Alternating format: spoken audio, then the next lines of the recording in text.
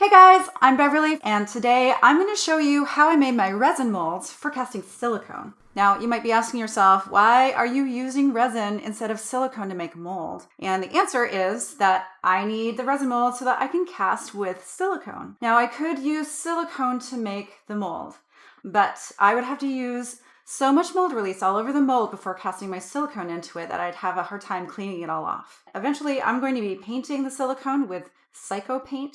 And Psycho paint does not stick to the silicone if there's any mold release residual on it at all. So in order to eliminate that, I decided just to go ahead and use resin to make my molds, and I'm going to show you how to do that. To begin, I cut my shapes out of 2mm sticky backed craft foam. Then I glued the pieces to a flat piece of foam core. Make sure the pieces are completely flush and glued onto the foam core with no gaps. Next, I created the mold box walls by hot gluing strips of foam core to the mold base. Be sure that all edges are completely sealed.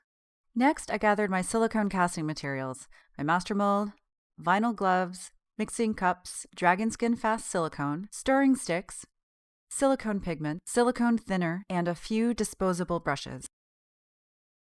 I labeled all my stirring sticks and mixing cups with A or B. I used Dragon Skin Fast as a release agent for this mold. Next, I stirred the contents of the dragon skin really well using separate stirring sticks. Then, I measured equal amounts of the silicone into separate containers. Next, I added a small amount of red pigment to the silicone, and this helped me see the silicone as I brushed it onto the master mold. Then I added equal amounts of A and B together into a new container. I added a small amount of silicone thinner, and then I mixed everything together really well, scraping the sides of the container. I slowly poured the mixture over my master and brushed it evenly all over. The pot life of Dragon Skin Fast is 8 minutes. Next, I used a small brush to clean up excess silicone that pooled into the edges of my master shapes.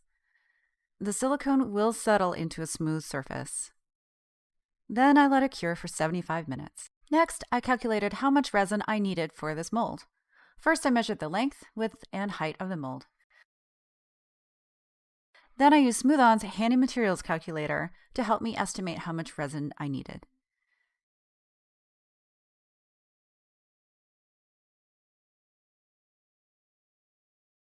Now on to the fun part. I did a little math and divided the total amount of resin that I needed in half. Then I poured that amount of parts A and B of Smoothcast 300 into separate cups. Then I poured both cups into a larger container and mixed them together quickly and thoroughly. Smoothcast 300 has a 3-minute pot life, so I needed to work quickly. I carefully poured the resin into the mold box. Then I got rid of a few small air bubbles with a small brush. Smoothcast 300 will kick and turn a white color after 3 minutes. Then it was time to open the mold. I gently peeled away the master from the resin mold. All done.